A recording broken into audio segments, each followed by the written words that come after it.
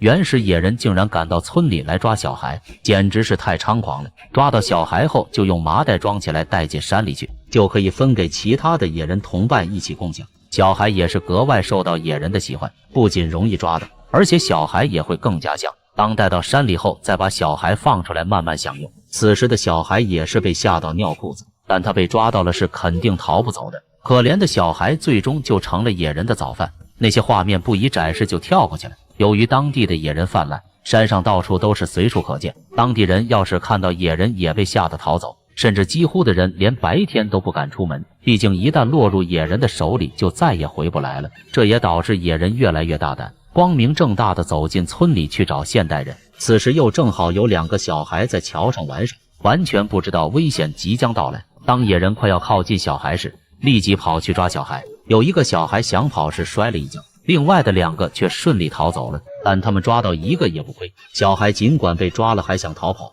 不过被野人牢牢抓住了，根本没办法。小孩再怎么反抗也没用，2个野人一人抓1只手，强行把他带走。当把小孩带到深山里后，再把他给绑起来。接下来野人慢慢享用小孩。小孩失踪的事件几乎每天都有发生，也有胆子大的现代人站出来抓野人。为此他们还专门在山里装了陷阱，只要野人踩到就必顶到，不然这样下去村里的人要被野人抓完。现在他们也正走去装陷阱的地方查看。他们为了抓野人也是全武装出发，但由于野人实在太凶狠，他们也是要格外的小心。要是遇到野人突然攻击，那他们也根本没有逃跑的机会。